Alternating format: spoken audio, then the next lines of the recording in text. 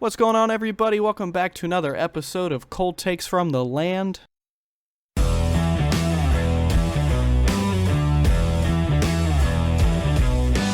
Cold takes from the lane. We get the coldest takes from the hottest Cleveland sports fans. Oh yeah, and today we have a special guest, first guest of the show, my buddy from high school by the name of Preston. Welcome to the show, buddy. How are you? Good, what's going on, guys? Broncos country, let's ride, All right, well, I guess the cat's out of the bag now. Absolutely. I was going to say, he is a Broncos fan. Yep, spill the beans. Yeah, old Preston here is a Broncos fan, a real Broncos fan. I thought he was a bandwagon back in the day because Peyton Manning was on the Broncos, and I was like, when he retires, he'll pick someone else. But no, this man is a hardcore Broncos fan, and me and him have been arguing all week, and now I look like a fucking idiot because it didn't go very well. But it sure didn't, buddy. It was a hell of a game. Yeah, it was It was something. That's for sure. Yeah, it was it wasn't pretty, I'll say that much, at least for us. It was pretty for you guys. Yeah, for sure. Absolutely. I was loving it. Yeah, I bet. But basically, to recap, the Browns got fucking dog-watered stomped by the Broncos, 29-12 in a fucking ugly-ass game. It did not. There was a lot of shit that went wrong for the Browns. Even a little bit went wrong for the Broncos. But at the end of the day, Denver was able to get it done. Unfortunately for us, I know Preston over here was riding pretty high. Absolutely. Yeah, for sure. But let's before we get into the positives, I'll swing it over to you, Mr. Preston. What was your overall synopsis of the game before we get into specifics? Honestly, I thought it was going to be a lot closer of a game. I thought. Oh, did you? Was going to come out. I honestly did. I was scared coming into this one, especially at the start, seeing that defense. Haven't really watched a lot of Browns games this year, but yeah, it was pretty intimidating at first, but they ended up locking in. Staying consistent, doing what they know what to do, and they ended up getting their win. So you can't be too mad about that. This is true. You guys did a great job, I thought. Like, this might have been the best performance against our defensive line of anybody this season because we had virtually no pressure on Russell Wilson the entire day. So I thought that O-line you guys had absolutely obliterated our D-line. Yeah, absolutely. That's what even the announcers, granted it was Mark Sanchez announcing the game, but we had a terrible pair of announcers today. I thought they were all over the damn place. They were, but yeah, he was even saying about how this is like one of the first games that the Browns have really been like having a hard time on defense and everything. Kind of shocking that it's coming from Denver too. I'll have to throw that one out there. Yeah. I think they're just more physical than us on both sides of the ball, to be honest with you. I think they showed up to play. They played with a lot more effort than pretty much any of our guys did. I think we have a couple bright spots that we'll talk about when we get to positives, but it was a pretty weird game, in my opinion. I felt terrible at the beginning, and coming into the second half when we scored the touchdown, almost had the 2-point conversion, I felt decent. Then I'm like, okay, we're going to take momentum back here, and then just everything after that was just absolutely terrible the whole rest of the way out. It all fell apart. Yes, it did. But, yes, it did. yeah. And we couldn't put it back together, unfortunately. Yep, unfortunately not. And, that was a nice little synopsis from both sides there. And with that, we'll swing it into our 3 positives and 3 negatives. Obviously, we start with the positives. This one will be kind of fun because we have an opposing view with his own positives and negatives. But I'm going to go ahead, probably have Austin go first. I'll go next, and then Preston will go last in that order.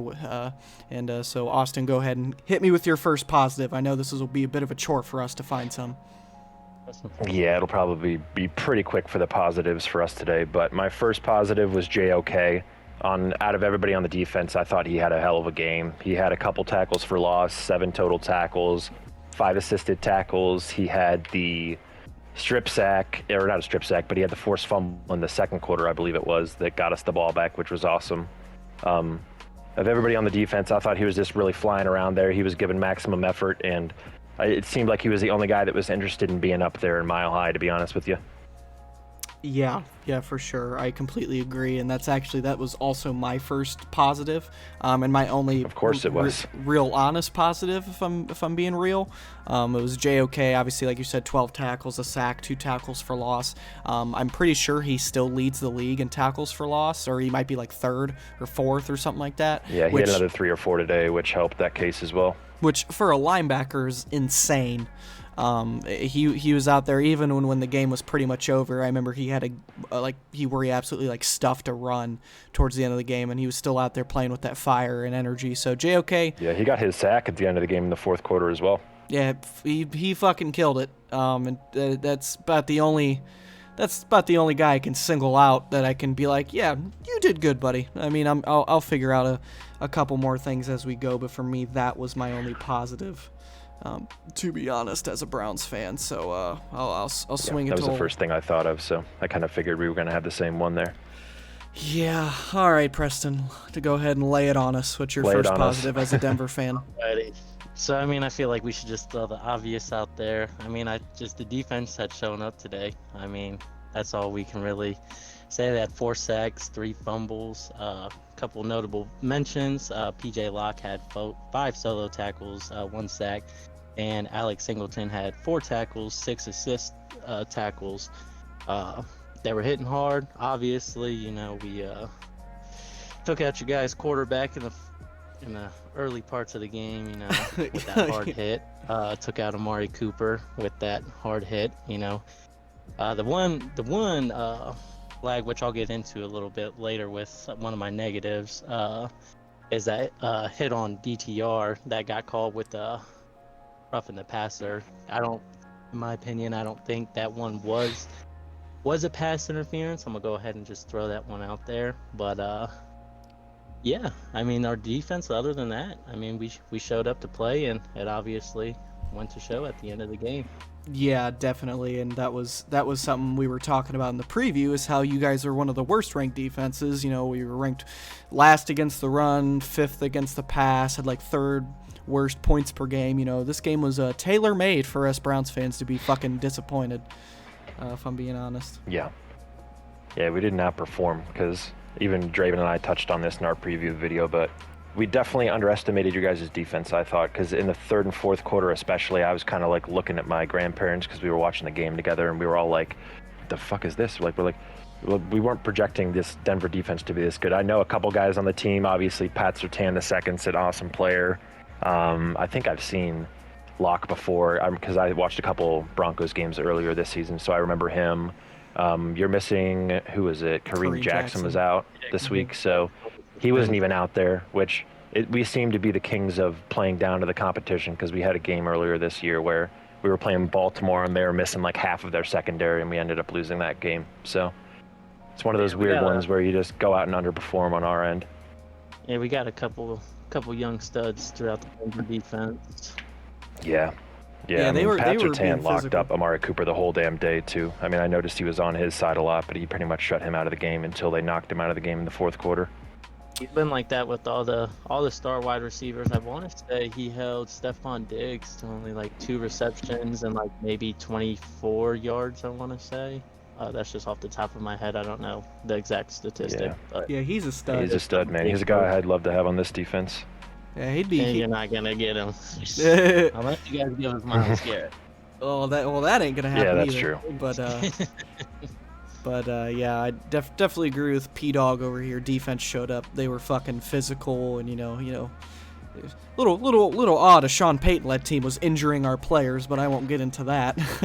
But anyway. I thought that too. But then again, I thought the Cooper hit like real time was a lot dirtier than it was, because it happened and it looked vicious when it happened. And then Cooper was like on the field, and then they showed the replay, and I was like, oh, that's not that bad. Like, he got hit and it looked like his rib got messed up a little bit, but no, the DTR one was live the worst time, a couple of those hits looked pretty bad. Yeah, that was mainly just. I think they only called that because it was upper half. Like 5 years ago, that's not a roughing the passer, but just because it's the upper half of his body and his head snapped back a bit, they're gonna call that 10 times out of 10. Because the NFL is soft these days, I swear. Yeah. Hey man, I mean, they're softer than they've ever been, and somehow our whole team is decimated. Yeah, good God. Which I'll get into that when we get into the negatives, but I'll swing it back to you, Austin, for your second positive. I'm curious to see what else you got. Fucking A, man. Oh, wait, was that? Oh, just kidding. Sorry. I'm watching the Ravens game, and I thought the Chargers missed a field goal, but it was Justin Tucker. He missed like a 40-yard kick, which never happens. Oh. Anyways, getting into my second positive, this one, after the first one, I kind of just started making stuff up because we didn't really have a whole lot of positives this week, to be honest with you. But I put Cedric Tillman got involved. I was happy to see he had 55 receiving yards. He had 5 catches. He had 1 catch in the second half that was pretty awesome, where he caught it and then like juked a dude out of his shoes and hit him with a spin move, and then ran for another 8 yards and ran into a pile of like 3 dudes and kept chugging along to get more yardage. So it's just good to see after DPJ. He's been gone 3 weeks now. It's good to see him start to get involved a little bit, I think. Yeah, he was really good for the most part. Yeah, like you said, he had the 55 yards, a couple nice catches. They were doing some stuff where they were lining him up in the slot, and at first I'm kind of like, I don't know if I like that. He's big, he's not super fast, he's not like a great route runner, but he was getting open, and he was making some plays. He was getting good separation this game. Like I actually noticed it quite a bit this game. He was separating from the DBs quite a bit, which was nice. Yeah, for sure. And he has really strong hands for a receiver. The one play he ran a curl route and got his hands out like he was supposed to, like they were saying it's textbook catching, hands out in front, separated from the body, we can't like that.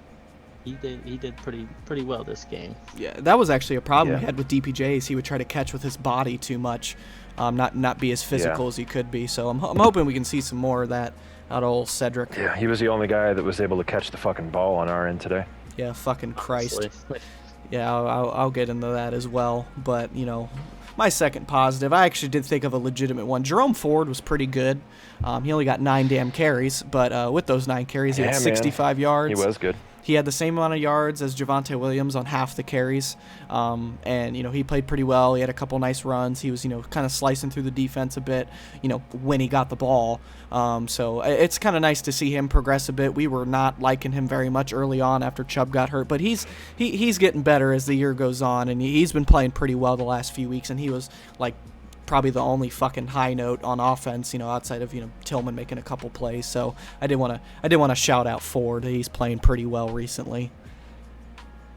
Yeah, his first 2 runs as well. The first one in particular, it looked like he got shot out of a damn cannon because he ran around the edge, and it just looked like you could tell at that point in the game he had fresh legs compared to everybody else, and he was just outrunning guys.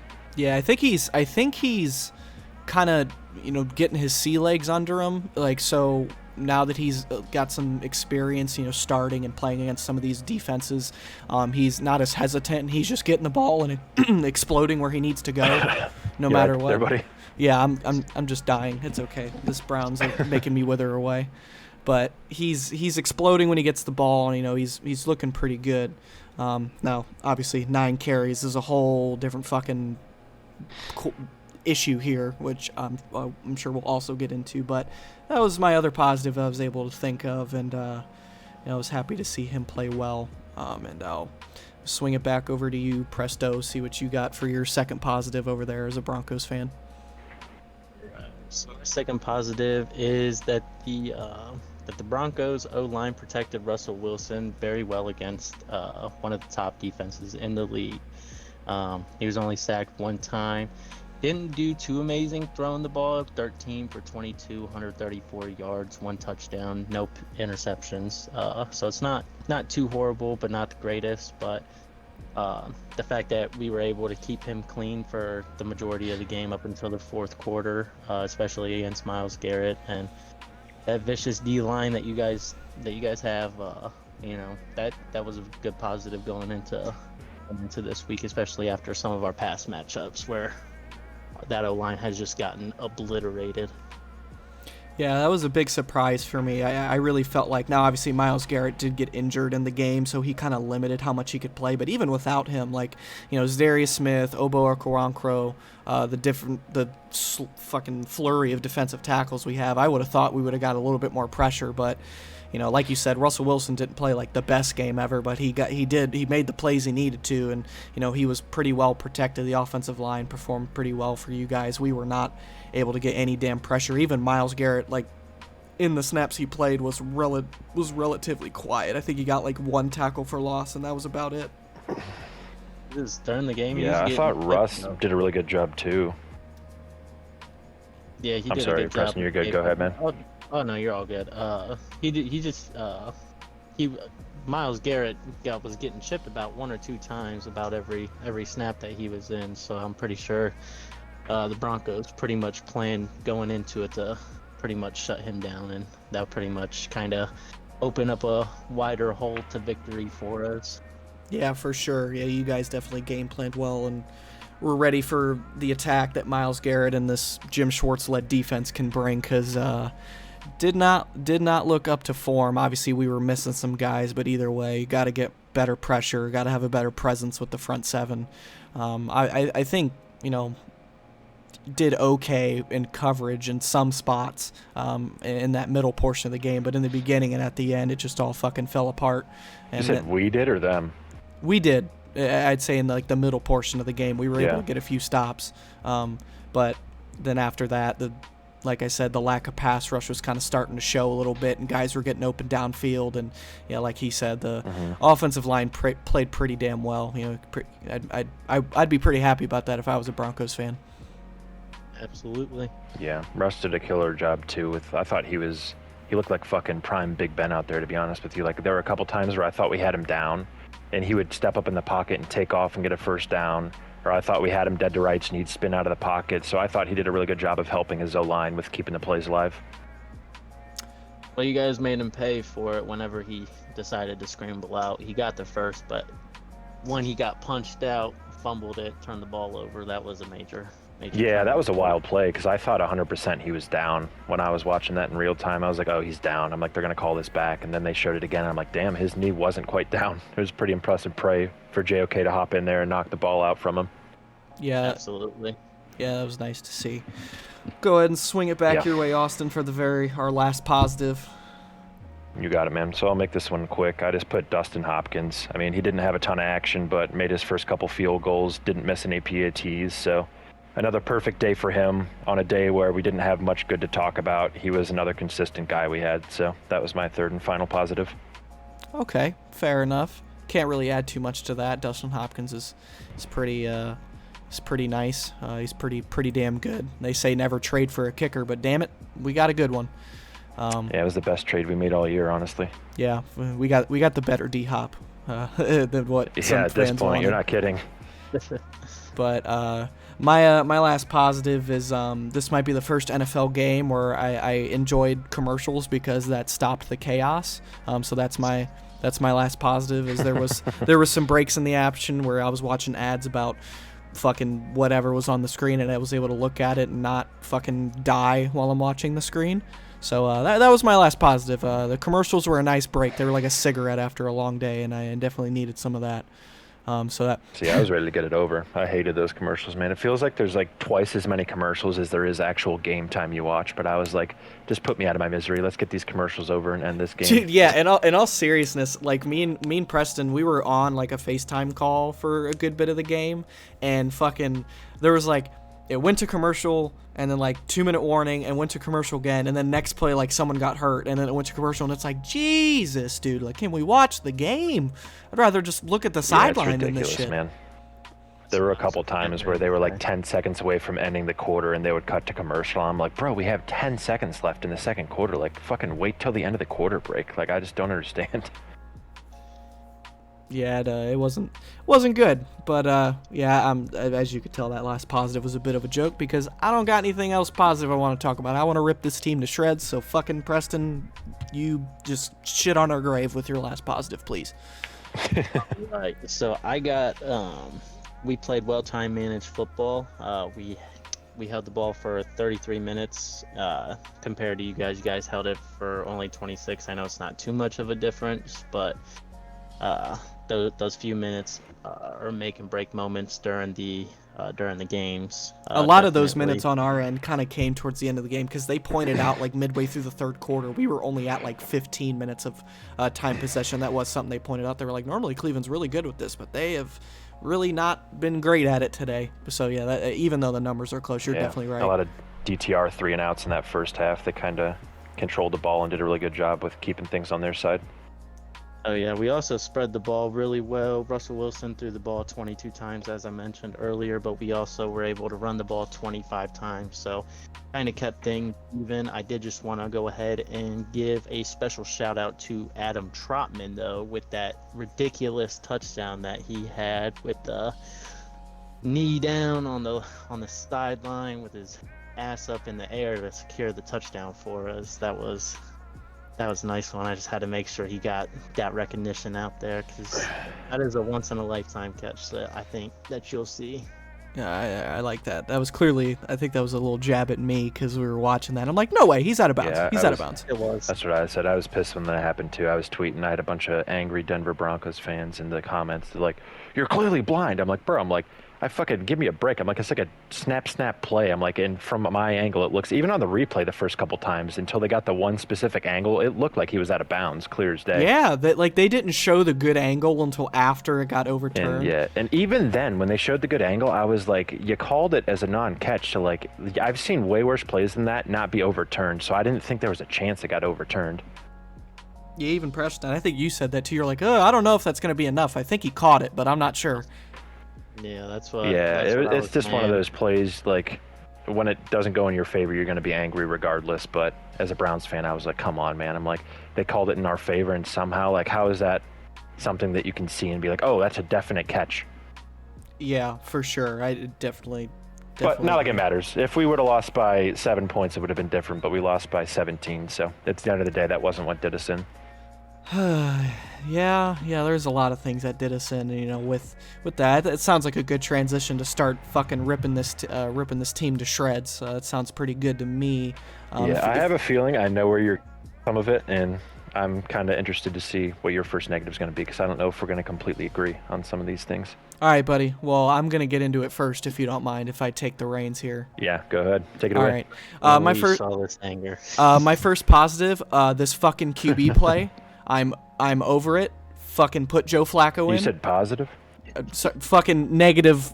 Who gives a fuck? I can't think Bastard's straight. so angry he can't speak. DTR, I hope he's okay. He had a concussion. That sucks. And he put it all on the field, but goddamn, you are fucking ass.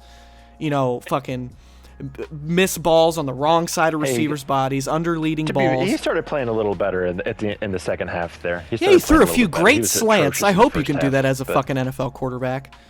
I'm just. This is more so an irritation on the Browns, like front offices. You paid Deshaun Watson $230 million, all guaranteed. Wouldn't you think you would prepare a little better with a backup plan in case he gets hurt? Hey, buddy.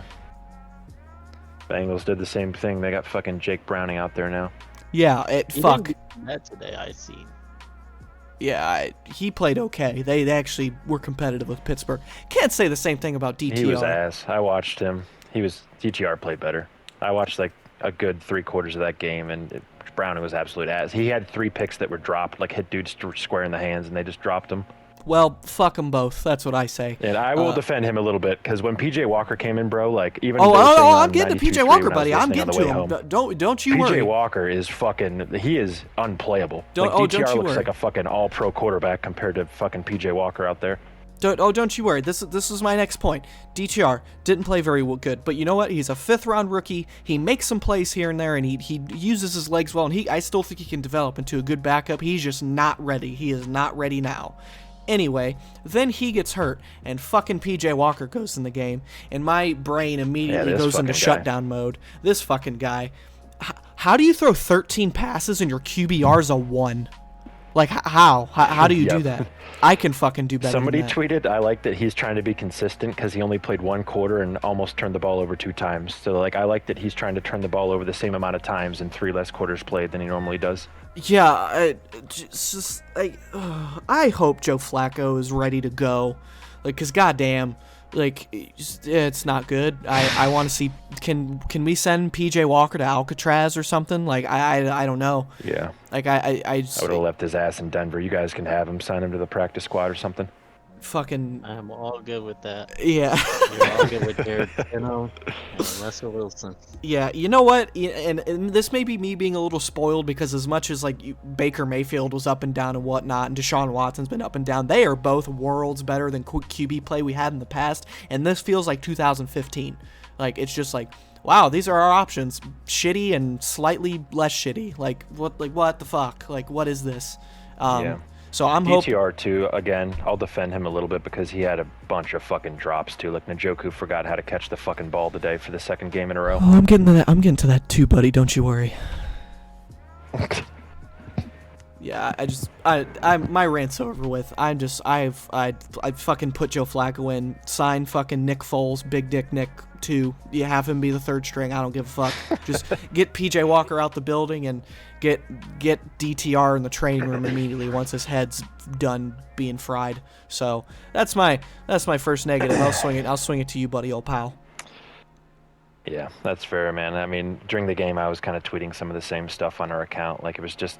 He was missing a lot of throws, but I thought he kind of got his composure a little bit there in the beginning of the second half, came down, almost tied the game up. Then he underthrew Cooper a little bit, but for a guy like Cooper, the ball hits you right in the fucking hand, still in the end zone. You got to catch that and convert that 2-point conversion. But my first negative, I had just terrible execution all around.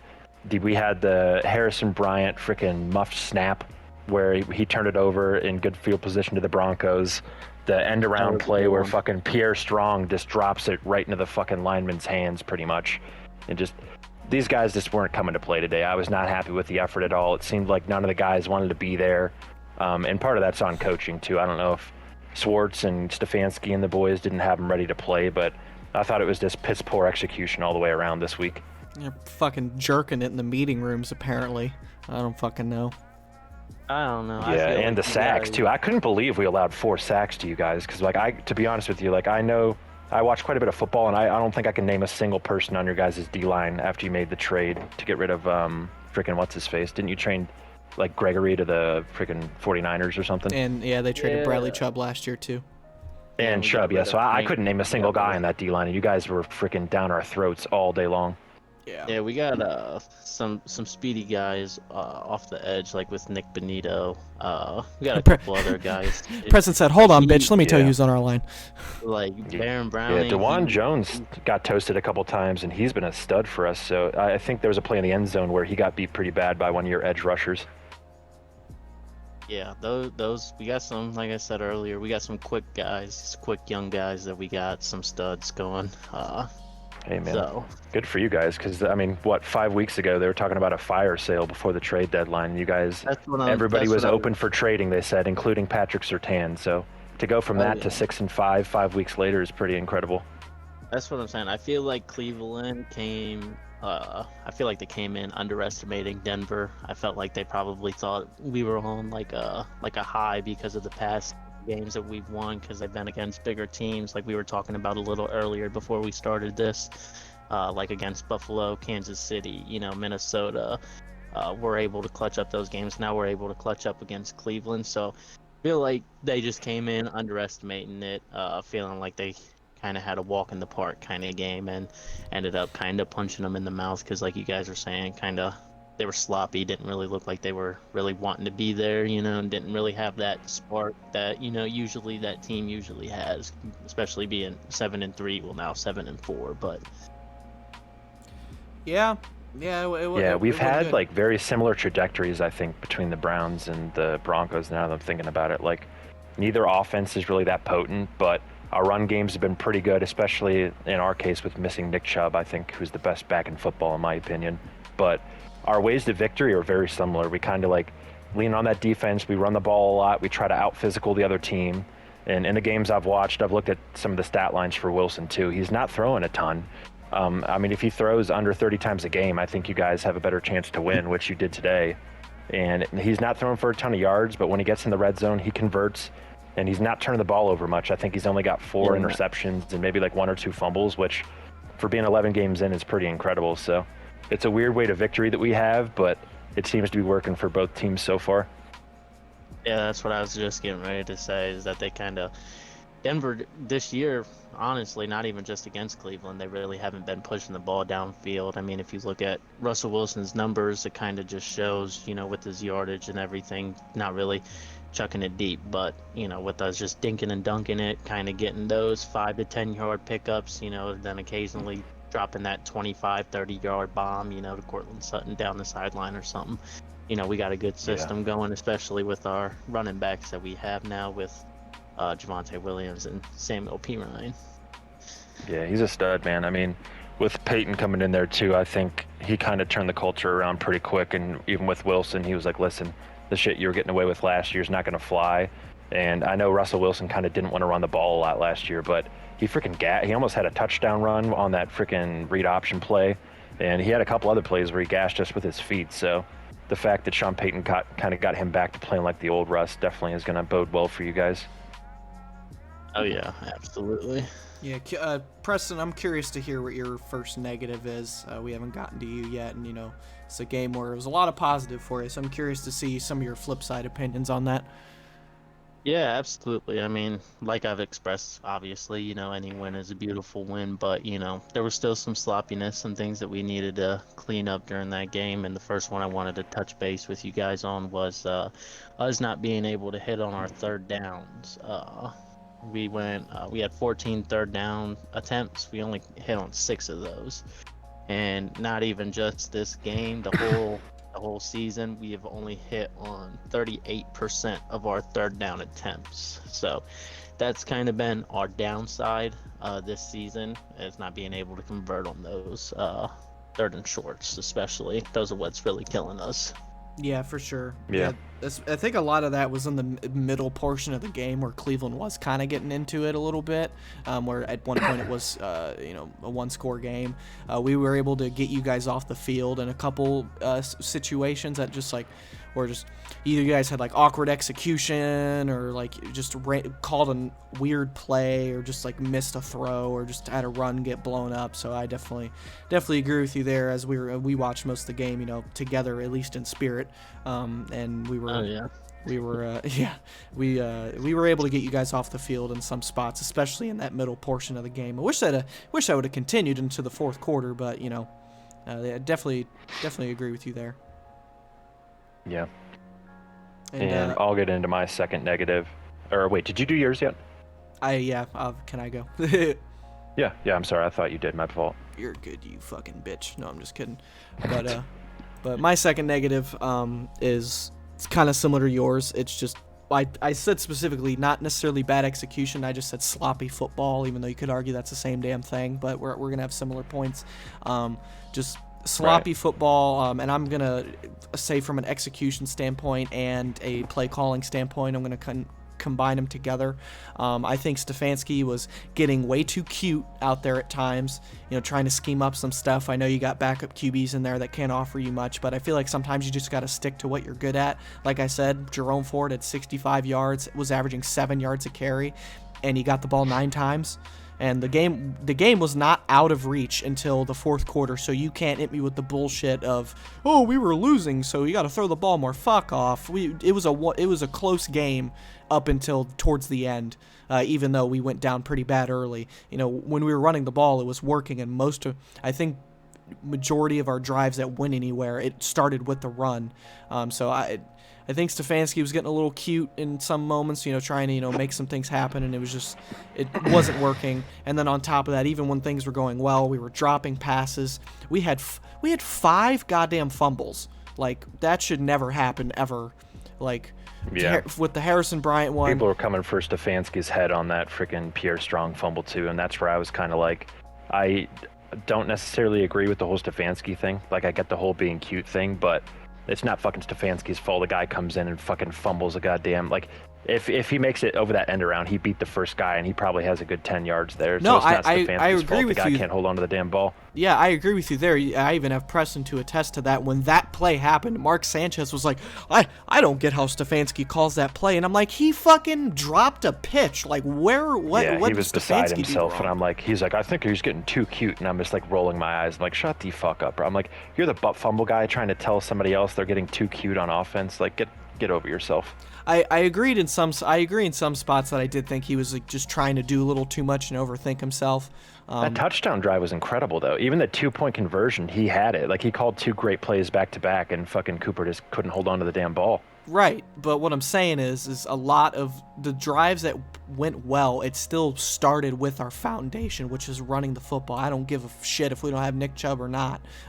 Jerome Ford was running well. Kareem Hunt was getting some tough yards. He even was dabbling up a little bit of the QB run with DTR that was kind of working in some spots. I just felt we got away from it a little too much. Granted, like you said, on top of it, a lot of it was just players fucking us over, with Njoku having a couple drops. Elijah Moore, I think, had a drop. Amari Cooper had an uncharacteristic drop. It was just sloppy Ford football. had a drop or two as well, yeah. Yeah, and then like I said, 5 goddamn fumbles is just insane. That's ridiculous. But I'll stop my bitching. Shitty football. That's my second point. You go ahead, Austin. Yeah, I concur with almost everything you just said there. My second negative was defense is pretty atrocious all damn day, in my opinion. Greg Newsome, I thought, had his worst game of the year. Like, there were a couple plays where this guy was getting absolutely toasted out there. I mean, freaking Cortland Sutton was just running circles around him. We couldn't get any pass rush on Russell Wilson. The couple times I thought we had him dead to rights, he either got out of it or he made a big play and got a first down. So defense, we touched on this at the very beginning of our video here, but the only guy I thought came to play on defense was JOK. The linebackers outside of him continue to be absolutely fucking atrocious all season long. Taki sucked once again. The other guy who filled in for Walker, I couldn't even tell you who the fuck he is. He didn't make a single play today. So just bad defense across the board. Yeah, I think it was Matthew Adams is who played most. Yeah, of I didn't see his name on the back of a jersey, or I didn't see that number once out there all day, to be honest with you. And I watched the entire game. Yeah, he was pretty bad. Tony Fields played a bit as well, He's cheeks too, though. He's pretty bad. Well, he's a special teamer, and when special teamers are out there playing, your starting linebacker positions, they call them special teamers for a reason, and he was pretty special out there. Yeah, I mean, I thought Emerson was decent, but even him, he didn't have his best day. But I think literally those JOK and Martin Emerson were the only guys that did anything for us really all day. Yeah, it wasn't good. It wasn't good at all, and I know Preston's probably beside himself with happiness as he listens to us drown in our sorrows. But absolutely, I've literally been smiling ear to ear. That's great. We got it. God damn it. Just get into your second negative, whatever you came up with, sir. All right. So my second negative is Jerry Judy's bum ass. Well, I guess we could throw that one on the list, but we need to tighten up on our penalties that we are getting. But like I said earlier, I was going to get into the hit against DTR. Like I said, in my opinion, I don't believe that was roughing the passer or unnecessary roughness. I forget which one they had called on it. But it was roughing on that one, I believe. Yeah, so with that one, with the way the helmet hit the shoulder, it wasn't head-to-head contact, and there was literally no way that he could have stopped to maneuver himself to get out of the way without making that contact. Oh, he could have. I don't know. I watched the replay, brother. I said it out loud. I'm like, if I'm a Broncos fan, I'm like beside myself, because that was one of the dumbest plays I've ever seen. Like, a guy came in flying, and if you hit the quarterback above the shoulders, of course they're going to call it. So I'm like, if I'm a Broncos fan, I was like, what the fuck did this guy just make this hit? We had him 3rd and long. He was going to throw the ball out of bounds, and we were going to get it back. Why the fuck would that guy do that? Like, just a very boneheaded decision, in my opinion. In my opinion, I guess he was just playing hot-headed. But I mean, he flew in there like he was on a cannon, and like the guy, there's nobody behind him. Like he's throwing the ball out of bounds. So why would you take that and like smash the guy when you're going to get the ball back? You know what I mean? Like that's not knowing the situation very well and just kind of playing with emotions rather than your head. I mean, he probably didn't see what was behind him. He didn't know if maybe DTR was maybe hitting a check down to one of the running backs or something. But if you're running full speed at someone like that, maybe he didn't need to be running that hard at him. But I mean, if you're running that hard at someone, especially when your adrenaline's pumping that much, it's going to be pretty hard to maneuver out of the way, especially when you're back that deep, because we could have had them pretty pinned back close to the. I think it was damn near safety.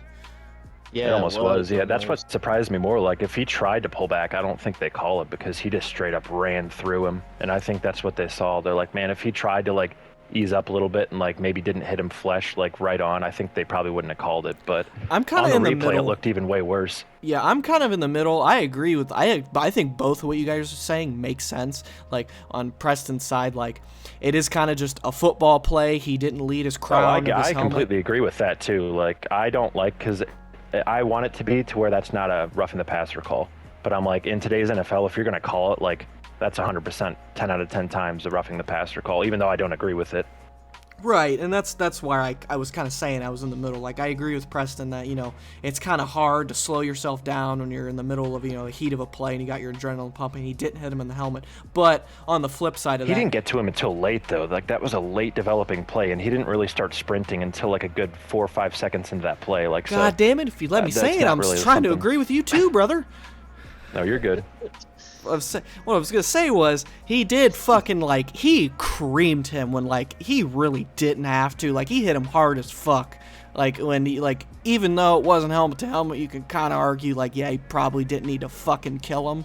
But either way, I don't want to sit here and bicker over a play out. I want to let Preston finish his point with the penalties. Right? Yeah, go ahead, man. But yeah, we just need to tighten down with those.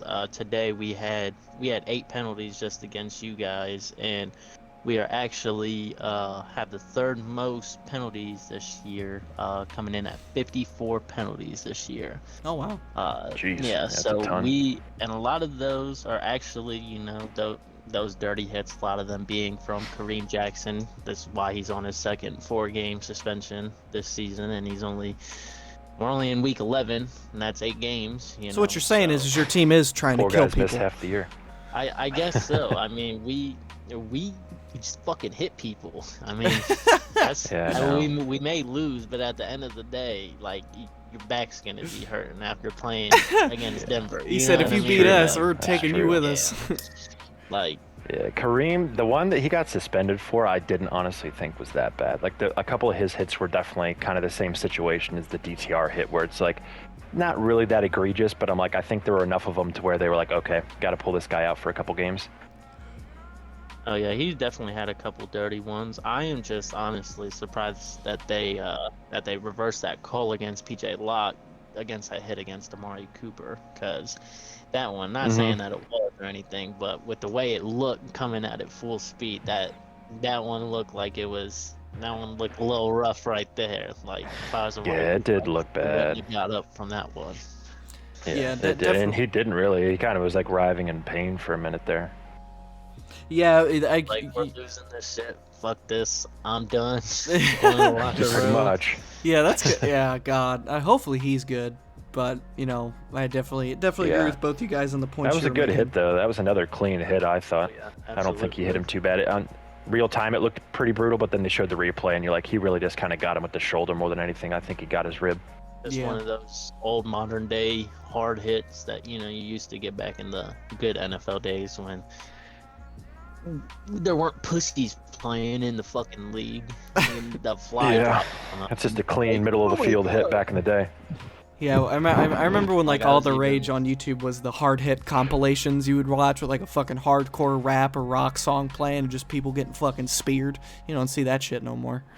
Yeah, I know. Sheldon Brown and freaking all those guys. Yeah, I remember that shit. But yeah, buddy, those Brian Dawkins compilation highlights. Yeah, God, he would get kicked out of the league if he was in here now. Yeah, but, he'd be like Kareem Jackson. He'd be on a 16-game suspension. Jesus, yeah, that'd be hilarious. Yeah, no kidding, man. But if you don't mind, I'll go ahead and get into my last negative here as a unfortunate Browns fan today. I originally did have it as the defense, but I think you kind of hit the defense on the head in terms of my point. So I'm gonna do a last second swerve, a little change, and my last negative overall is actually just gonna be the injuries. They just keep fucking piling up. We go into this game, so I'll recap it for all you beautiful fans out there. You lose Jack Conklin in the first game, great great right tackle, wasn't all pro last time he played a full season. You lose Nick Chubb, the best running back in the league, wonderful. Then Deshaun Watson's missing time. He finally gets back, and then he gets hurt again. He's out for the year. fucking Denzel Ward's been banged up. Greg Newsome has been banged up. Our offensive line has been banged up. DeJuan Jones even missed some time. And then, you go into this game and we had a game, whether I forget if it was last week or a couple weeks ago, both of our starting safeties were out at a point in time. And then you go into this game and we're missing Denzel Ward, our best corner, and who knows how long he could be out. And it's like our only two fucking, outside of like Joel Bitonio, our only two great like skill position guys we have left, Cooper and Myles Garrett, are the ones left. And then in this game, fucking Amari Cooper gets hurt and Myles Garrett gets hurt. Like, we're gonna go out there with fucking me on the offensive line next game. Like, I like, it's fucking horrible. Yeah, it's atrocious, man. I had the exact same thing as my final negative, just the injuries. And after the game, I kind of tweeted right before Mary Kay said that his X-rays came back negative, thankfully. But I'm like, if Amari Cooper goes down, I think the only thing we can do is maybe go out and get a guy like Jarvis, even though he's not going to do a ton for us, but maybe help him progress Tillman and Elijah Moore and just fucking throw his old ass out there and hope for the best. Because if Cooper goes down, I think the season's over. I don't think we've had too many losses already with Nick Chubb. Our offensive line's decimated. Denzel Ward might be out a couple weeks. Myles Garrett left the game in a sling. So if Cooper goes down, I think that's the nail in the coffin. Yeah, it's already pretty close to the nail in the coffin for me, honestly, just with all these injuries. It's just becoming too much. And, you did say about if we lose Next Cooper. thing you know, Dustin Hopkins will blow both hammies, bud. Yeah, Jesus Christ. You're just jinxing your guys' season, man. Jeez, that's your last hope right there, brother. Yeah, he just hits every field goal We're playing on a imaginable. damn Indian burial ground, I'm convinced, man. Playing on a fucking Indian burial ground. All these guys are going down. Yeah, I don't know. It's bad. You guys have Denver's injury problems over their past few years. We used to struggle real bad with injuries. It's actually one of our, let me knock on wood real quick, that we haven't had any major injuries minus Tim Patrick in the off season, obviously tearing his ACL and everything. But other than that, we've been able to remain predominantly healthy, which is definitely helping us out, especially through this 5-game stretch that we have. Yeah, we've been winning. You couldn't be us, buddy. Goddamn. But before I swing it to that's the tough thing about NFL football too, is just the injuries, Yeah. A team every year, usually a couple teams, just get fucked by injuries, and I felt like the Browns, for the most part, were able to stay clear of it. But goddamn, this year is when it happens. But yeah, it's been real bad.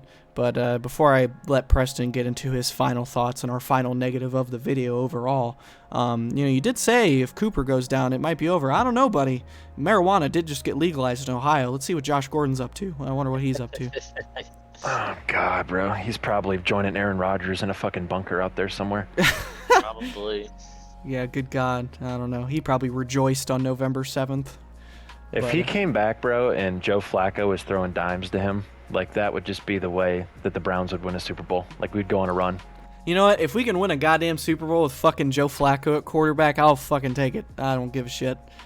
But, Yeah, we're desperate, man. I mean, I've hated Joe Flacco for freaking the longest time being a Browns fan, and obviously, my hatred for the Ravens. So, but the fact that he's on this team now and I'm pulling for him to be the starter is wild times. I never thought I would say that. Yeah, it's an odd one. It's a weird one, and I'll let Preston get into his last negative here of the video, and then I actually have a question for old Private P. We like to call him on the Fortnite side. But let's hear your last negative about your Broncos there, P-Dog. So my last negative for the night is the Broncos not hitting on key plays, such as Cortland Sutton touchdown drop that he had. That one was very disappointing. I know it was a little high, but he definitely could have got it. He got both hands on it. He was able to secure that. So we got to be able to, convert on those plays that we have, and then especially like Jerry Jeudy running I think it was a screen, and he had ran out towards the sideline and could have easily just dropped his shoulder a little bit, picked up the first down, but he stepped out of bounds because he's a fucking pansy. Fucking has not done fucking shit this year, and fucking caused us to go fucking 3 and out. I mean, obviously didn't bite us too hard in the ass, but it's those little plays that if we're gonna seriously make a push for the playoff stretch, which I mean legitimately do. You know, we're sitting, I believe it was 9th that we're sitting at right now in the playoff race right now, the 9th seed, and we're right behind Houston, and we actually play them next week. So if Indy loses and we beat Houston, theoretically, then we should be in the playoffs in the 7th seed, hopefully. But we just got to tighten up on those tiny little things and convert on those, because that's what's going to bite us in the ass in late game stretches, which seems like the Broncos' theme this year, winning by 1 or 2 points every game, minus us too, brother. Unfortunately, kind of came out swinging. Yeah. Unfortunately for us, not for you. You clapped us. Yeah. Beat us by a good 3 scores. Yeah, I even said in my last key to victories, don't let the hot team come out and punch you in the mouth, and they fucking swung their big dick right in our fucking mouth. So it wasn't Yeah, that's another weird parallel between the Browns and Broncos. Like I think overall Sutton's had a pretty good year thus far, especially with the touchdowns, as that one guy so eloquently put it on our freaking YouTube comments in last video. But freaking, that seems like we're very much one receiver teams right now with Amari Cooper and Cortland Sutton, because nobody else seems to be much of a for you guys in the past game. And outside of Cooper, we don't really have anything. Oh yeah, absolutely. Cortland Sutton, I think he actually is doing pretty decent. Me and Draven were actually talking during the game earlier. We were saying that we both agree that he's not there yet, but he's starting to get into that role as a true number 1 wide receiver for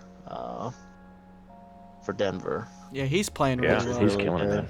He had that one crazy sideline catch too, where he tiptoed, even though he got the offensive PI on that, but he tiptoed and caught it out of bounds, and that was a pretty crazy catch.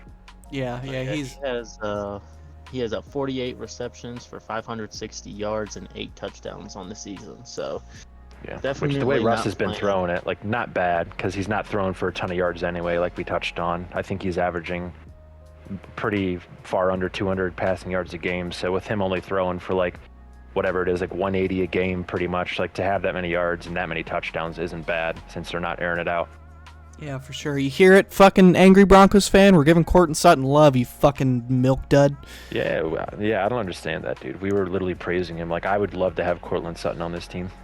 Yeah, for he's sure. A reliable dude. And Russell Wilson, he's still, I know we don't really go to it too much, but he still has that deep ball in him that he had when he was in Seattle.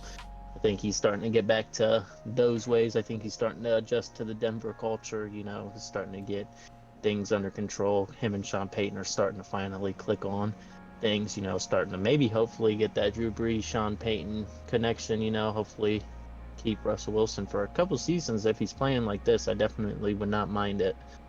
Yeah, hey, I remember when we used to be able to throw the deep ball, Draven. Yeah, fucking Christ, bro. He could probably throw a better deep ball with his surgically repaired shoulder right now than either of these two fucks. And he was airing it out in the Ravens game. Yeah, that's where you're hoping fucking Joe Flacco can, make a difference. And with that, that's actually kind of my question I wanted to ask Preston after we finished our negatives here. We were talking about Joe Flacco and how we want to see him and, think he would be a lot better than the guys we have. But I'm not sure if you remember, Austin, but the Broncos did bring in Joe Flacco. They were the first team to bring in Flacco after his Baltimore days back in 2019. They brought him in to be the starter. He only ended up playing half the season for you guys. But Preston, what was your thoughts on Flacco when you guys had him? Because you were the first team to kind of take that crack at, a past his prime Flacco as your starter. So if I don't know how much you really remember about him, but whatever you do, I'm kind of curious what your thoughts were during his time with the Broncos. Give us some hope, buddy, please. Anything. I definitely remember those days, Joe Flacco being on the Broncos.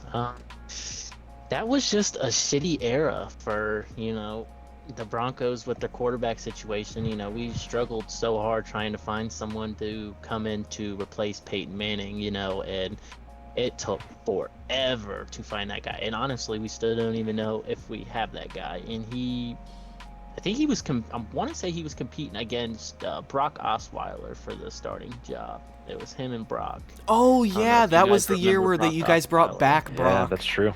I forgot about that. So it definitely, you know, I think he kind of was just coasting through his time in Denver. I'm trying to pull up his stats now, see what. Yeah, so he only played 9 games and he had a 65% completion percentage. So I mean, that's not bad. Let's see, 6 touchdowns to 5 interceptions. So I mean, you're kind of getting what you pay for. You know, he's old as dirt right now. You know, so God only knows how mobile and how he is now. I know he's been on the Jets, but I mean that's the Jets, and good God, that would be a whole other podcast for themselves if you're just gonna break down the Jets. Yeah, so I mean, in my opinion, I think you guys are. I don't think it's gonna improve anything for you guys. If you want me to be honest, I asked you to give me hope. It's gonna be the absolute shit. I mean, because whenever he was even in Denver, he wouldn't. There was someone he was saying that he wouldn't mentor someone. Drew Lock, on the probably. Yeah, Drew Lock. Yeah, it was Drew Lock. He said that it wasn't his job to train Drew Lock, yada yada yada. So I think Cleveland might have brought him in the hopes that he would train DTR, you know, while Watson's out, kind of get that double veteran experience, kind of hope the young guys soak all that up. But because God knows PJ Walker ain't teaching him anything. He's not that type of guy. Kidding. I think he sees his opportunity to go out and start because the quarterback situation in Cleveland really isn't the best right now, especially with Watson being out. So I honestly think he's just gonna be his cocky little fucking shitty self and fucking go in and start for Cleveland, shit the fucking bed, and then you guys are either gonna put back in PJ Walker or DTR, whichever one's not hurt that day. Well, goddamn! I thought you were probably both will be. I thought you were gonna make me feel a little better, but I guess not. Well, Draven and I, we touched on this in the previous video too. Like I asked you, I'm like, I don't remember Joe Flacco ever being in that mentor role where he was coming in and like doing his thing. Like I only remember him stepping in as like a backup guy that was ready to play and kind of like coming in to see if they can have a changing a guard kind of thing with him out there. I mean, you know he's not doing shit with Zach Wilson. I mean, God. No, I mean, shit. If our offensive line plays like they did today against you guys, Joe Flacco is not going to last he's not going to last one drive. He's going to get knocked out, and probably his career is going to be over. I mean, literally. If you hit him in the right spot, could kill him. You know, who knows? It's like blitz the league style. I think we have Sean Payton in the podcast right now. Good. Yeah, no kidding, man. Yeah. Sean Payton has entered the chat. Yeah. Good God, but yeah, that was I appreciate the honesty there, Preston. Before we get out of here, I'll give you both an opportunity to let out any final feelings. I'll like Preston. You got anything else you want to add about the game before we get on out of here? No, I think I pretty much hit on everything. You know, just like I said, just Denver got to clean up on the third and shorts, got to convert on those easy plays, especially those wide open catches. Just wanted to say, I know I kind of bashed Cleveland there, or I guess more so Joe Flacco there towards the end, but you know, yeah, I don't like Joe Flacco either, buddy. So I'll reckon all that. If they can get their injury situation under control and get their guys going back into it, I think you guys have a legitimate shot towards the playoffs, which will be an adventure for you guys, especially if Denver can make it. So then me and Draven can have another rematch. Yeah, I might have to bring you on for another video. Jesus Christ, who knows? Yeah, I was gonna say, if they make it, we gotta all make a point to get together and watch the game. Absolutely, I would 100% be down for that. Yeah, that'd be cool. But yeah. It wasn't good, buddy. Austin, you got anything else you want to add before I cry my way out of this episode? Yeah, I want to see. I'm just gonna go to bed, try to forget this ever happened. It's gonna be a very bad non-victory Monday tomorrow morning when I wake up. So I want to see a different team next week. We have another road game. We have another 4:00 road game in Los Angeles against the Rams. So I want to see a different team performance. I want to see the defense get back to being what they were in weeks previous. Hopefully, either Flacco's out there or DTR is going to be able to play. I know he had that concussion after the game, so I'm kind of thinking he's probably going to sit this next game out. But we'll see. Just an absolutely atrocious performance all the way around. There's not really any positives we had. outside of JOK. So just a terrible Sunday. Yeah. I think we thought this was going to be we all three thought this was going to be a much more competitive game than it was, and I thought we had a bad chance of losing next week's game to the Rams, and the fact that we came out and laid an egg against the Broncos makes next week's game almost a must-win for us. So I want to see a different Cleveland Browns next week. Yeah, I definitely agree. Horrible Sunday. I am also going to go to bed. God damn it, for getting this happen. This team's fucking hurting my brain so much I can't talk. But I'm going to go to bed tonight hoping that I can forget this trauma that I suffered today. Trauma almost as bad as what DTR suffered after that hit.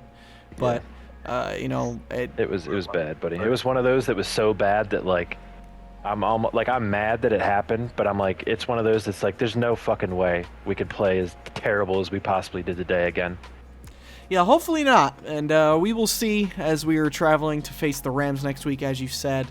And I'm really hoping we can use this week to, you know, have some excellent preparation, figure out what Joe Flacco wants to do, figure out what's going on there, get some guys healthy, because hope and pray Miles and Amari are going to be good to go, because we're going to need it down the stretch here. And yeah, that's pretty much our thoughts on the video, or on the game, I should say, for this video. It was a rough one here for us Browns fans. A great day for Preston over here and all the other Broncos fans. And Preston, Broncos country, let's ride. Yeah, Jesus. That's what I was just getting ready to say. Broncos country, let's ride. Let's take this momentum into Houston. 6-5 team versus 6-5 team. We're going up against the Rookie of the Year. Hey, it's gonna be a tough one, but. Hey, I'll be rooting for you guys at least. Like you guys said, Broncos country, let's ride. Let's fucking die. Anyway. Browns County, let's ride. Goddamn. But yeah, pretty rough Sunday for our part. I know Preston had a good old time, but yeah, that's pretty much our thoughts on the game. We appreciate you guys for listening. We'll have some more content getting pumped out. We'll talk about the Cavs at some goddamn point. And yeah, we swear. We promise for like 3 weeks that's coming, so that will be coming hopefully within the next week. Yeah, it'll be coming. Yeah, but yeah, once again, we appreciate you guys for watching. Thank you, Preston, for hopping on and giving us your thoughts. Absolutely. Thank y'all for having me. Hope to be back on real soon. Yeah, no problem. And yeah. Of course. Yeah, guys, once again, I'm going to say it again. I'd say it 45 times to end off the video. Appreciate everything from you guys. Last video did pretty damn well. Hit double-digit likes and had a few comments, whether they were hateful or not. Doesn't matter. All attention is good attention. But anyway, it's been another episode of Cold Takes from the Land. And goddamn, I hope it's a better one, and we will see you in the next one. Cold Takes from the Land. This country, let's ride.